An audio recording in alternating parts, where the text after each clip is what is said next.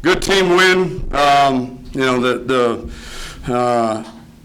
offense came out again. I think we scored a touchdown on our opening drive for the third straight week, which was encouraging. And defense was on its heels a little bit the first few drives, had some guys open, and then offense goes and sputters around a little bit, can't convert third down or fourth down on a couple drives. And, I was a bit nervous there when it was 7-7 in the first quarter.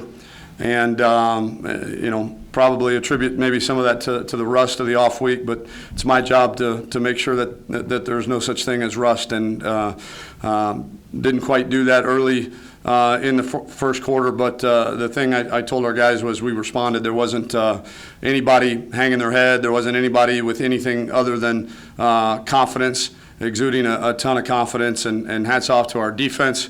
Another game with 4 turnovers.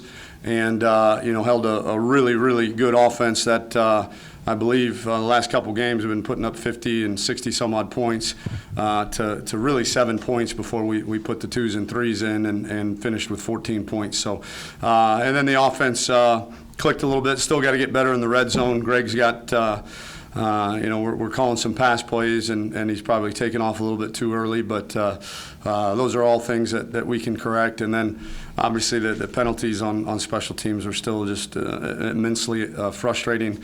I told our guys at halftime, if they're expecting a pat on the back for being up 42-7, then they're in the wrong program, because there was a lot of things that happened in that first half that were victims of poor technique and poor discipline and all that good stuff. And so challenged them at halftime to come out and play much more fundamentally sound and execute better. And I think we did that the few series that the starters at least were in there for the second half. So proud of our guys. We're going to celebrate this win with our family and friends. And then tomorrow's a work day, and we got to get ready for a really good Tulsa team that, I believe it had a week off this week, and so they've had 2 weeks to prepare for us. And we're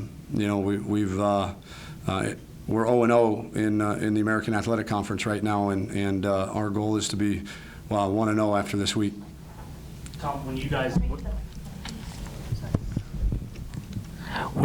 were tied 7-7 there, I think between that point and the third quarter, you scored on 6 straight offensive drives and 7 total with William. I mean, what changed, or what do you attribute to just the offense? Was it just getting in gear at that point? We played better. That's one thing. I think the game plan going in was that we were going to take some shots, and we converted on some deep throws, which was encouraging to see. I think we were struggling to run the ball inside a little bit, and I think the offensive coaches adjusted very well quickly. Didn't need a halftime to adjust, and we got the ball on the perimeter, started throwing the ball a little bit. They were packing the box pretty good and making it very difficult for us to run the ball inside. And rather than be hard-headed and stubborn, we found other ways to move the football. And so the kids played better. We connected on some shots, and then the offensive staff did a good job adjusting. Coach, expanding on that point, the sputtering just to begin the game, and then the floodgate opening up on offense. I don't know much more to say other than we, the first, we scored on the first drive, and then those couple drives there after that were not real good, not indicative of who we are, and so we challenged our guys on the sideline, and they responded.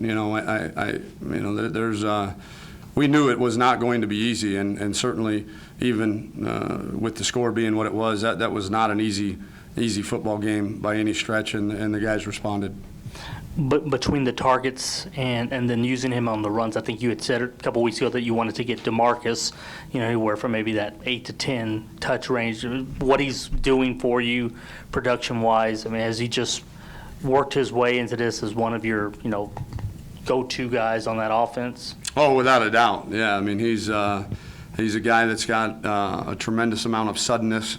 He's turned himself into not just kind of an athlete out there, but he's a really crisp route runner. has really gotten to the point where he's learning the intricacies of perfecting his craft at being a wide receiver first, and then getting him the ball on the bubbles and the sweeps and all that good stuff. Obviously getting him out in space is good for us. Ward's connection to Harris tonight, it seemed that they had a early eyesight between one-on-one situation between two pretty much all night. Just talk about being able to recognize, Ward being able to recognize where Harris was. Yeah, I think some of that was a product of good game planning by our offensive staff to put DA in positions to be one-on-one. We actually, second play of the game, I think Greg scrambled, but we had him one-on-one on a post corner that he was open, and Greg kind of got blinded by the offensive line and didn't see him. So we made a conscious effort to try to get him the ball one-on-one, and then Greg did a good job of finding him. Coach, can we talk a little bit about the injury to number 12 there? Do you see how serious it might be? And Yeah, go ahead. I'm sorry. I didn't mean to interrupt. How serious an injury to a backup quarterback is when your quarterback is a running quarterback and exposes himself to the run a little bit? Yeah, it's. The first thought that goes through your mind is not about the team and its effect on the team. It's about the young man, and so I don't know anything preliminarily. Obviously, didn't look good anytime a guy's got to get helped off the field, and you're examining his knee. That's never a good thing. So would anticipate him being out for a while, if not longer. But we'll know more tomorrow when we get an MRI and all that good stuff. But and then its effect on the team. We're going to have to move Kyle Postma back to quarterback, and which is fine. Kyle was doing well at that position. But where it probably hurts us the most is then our depth at wide receiver. We moved Kyle there for a reason to wide out because we were thin at wide receiver, and so now if we're moving him back to the quarterback room, that takes not only does it take a playmaker off the field for us, but now it heightens the sense of urgency for a couple of those guys in that receiver room to step up. Can you comment on the offensive line? I know earlier this week you had to make some changes because of Bennon's injury. Just if you're happy with where you put them at. Yeah, I thought they played great for having to adjust. I mean, 689 yards on 78 plays and 366 yards rushing. That's something that hasn't been done around here in a long time.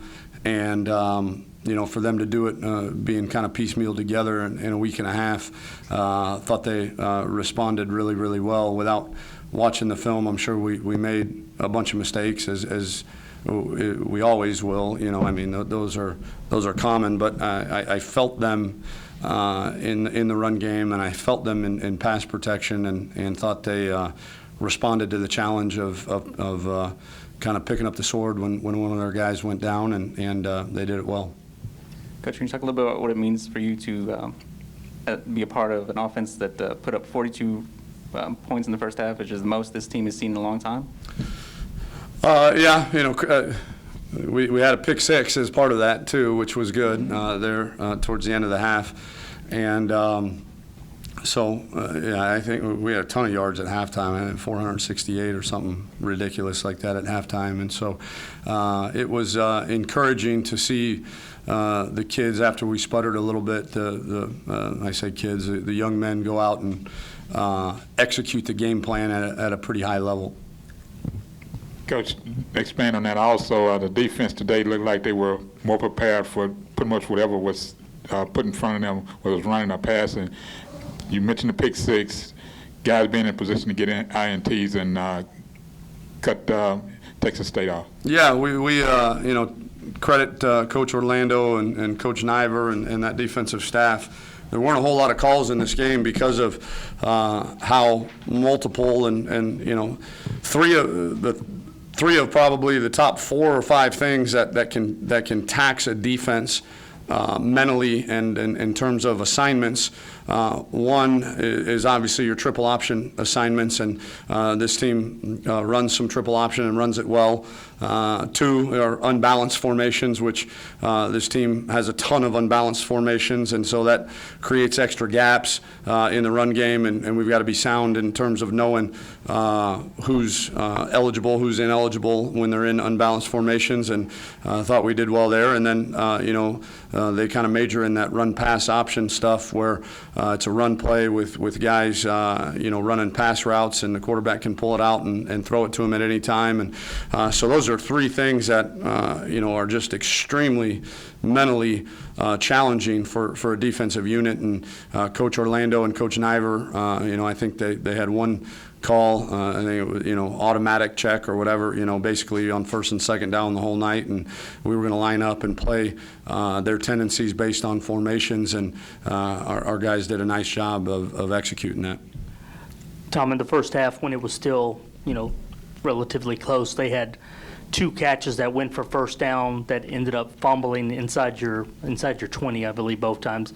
The significance of that and how big it was to kind of change it, knowing that they were right there, on the doorstep of. It's huge. Yeah. Any time you can get a turnover is obviously is big, but knowing that they were kind of driving on us and on the verge of making the game closer was a testament to our defense kind of bowing up and creating those turnovers at a very opportune time. Anytime you get a turnover again is great, but I think you're on point there, Joseph. That game could have been a lot different had those drives resulted in points, and instead they resulted in turnovers and momentum swings in our favor.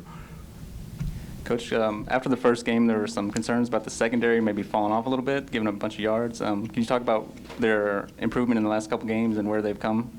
Yeah, the first game was, again, we had 3 huge plays in that first game that were, again, not a guy thinking the call was left when it was right, or it wasn't a true blown assignment. It was a guy that knew the coverage, knew what his responsibility was, but just didn't execute it, and that was a concern. But I think, in recent weeks they've really stepped up and cut those mental mistakes down to a minimum. Coach, the first half, 9 penalties, was that more of an aberration, an albatross? The first half what? The first half of tonight's game, the 9 penalties and then only 1 in the second half. Was that more of an aberration that you hope that's gone out the I hope it is. Obviously, we've it's an issue that's now 3 weeks running. So that's obviously Albert Einstein said the definition of insanity is repeatedly performing the same task, expecting different results. And so we're going to have to go back to the drawing board, myself as a head coach and our staff, to figure out why these things are happening. We know it's a problem. We've got to figure out, we've got to get to the root of that problem and put a stop to it. But like you said, I challenged them at halftime to go out and execute better, and obviously it showed, and we did. Tom, is it just a one game on Adams? Matt, yes, yep. Is there anything you can elaborate on, or? No, just team rules deal. Anything else? Thanks.